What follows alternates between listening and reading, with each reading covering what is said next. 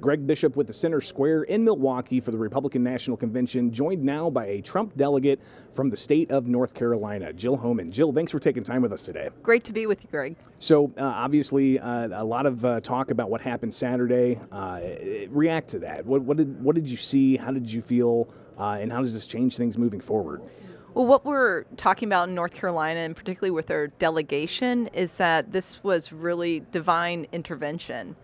And we heard from the campaign. They briefed us and had a great briefing on state of the campaign. And they made a mention that at that point in the typical rally, Donald Trump would continue speaking about the topic, but this one time what he decided to do was refer to a chart that he always refers to at the end, but this one time he decided to refer to a chart.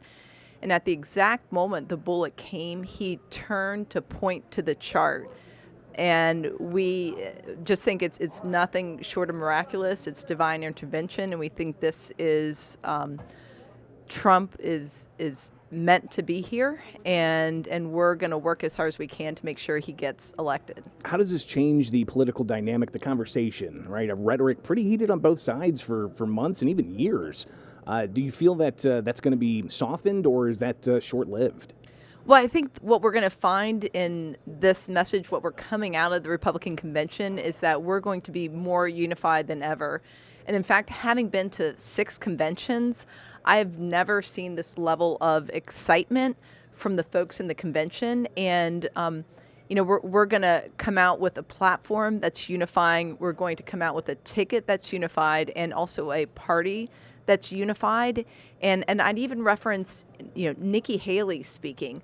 I think Nikki Haley gave a speech where she made the appeal and the argument to her supporters, whether you're independent, Republican, Democrat, that this is why you need to vote for Trump. And I thought that was particularly moving. And then we heard from speakers like the World War II veteran who raised his hand, but he raised his hand to say I'd sign up again, and it was very sweet to enlist under a President Trump. So it's, I think, from all different segments of the party, but also in the political spectrum, I think you're going to find a very unified party. And it's also a party that wants folks to come in, unaffiliated, independents, and so it's really leaving the convention as an American party.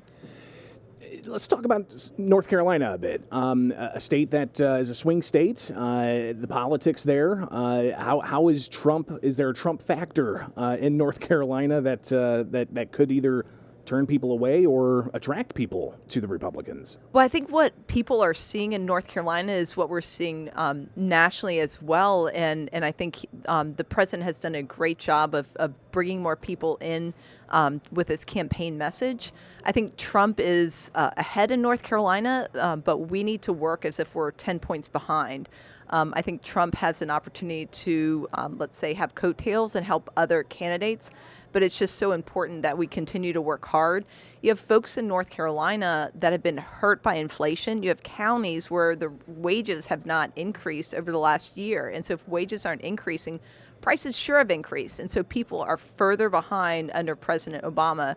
And they just think about where they were under President Trump. And so it's really the simple proverbial question, are you better off now than when you were 4 years ago under President Trump? And so we're going to continue to have those conversations and listen to voters and hear their concerns and share with them Trump's policies. Obviously, economic issues there you're talking about. What are some of the other major issues you're hearing from individuals in North Carolina? Border security is a very big issue. When you have close to 10 million people who've come in that we know of, and you have countless number of people that we don't know of, and the billions and billions and billions of dollars, tens of billions of dollars that have been spent, and at the cost to the American economy.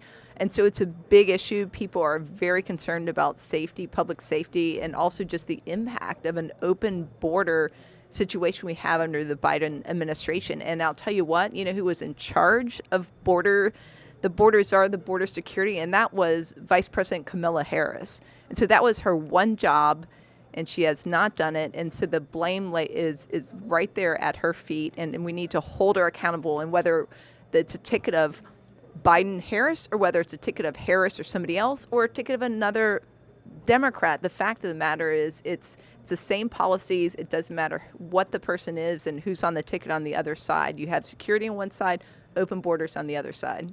Jill Homan, a Trump delegate from North Carolina. Greatly appreciate you taking time from the RNC here in Milwaukee with the Center Square. Great. Thanks so much. And just a thank you to the folks in Milwaukee. Thank you.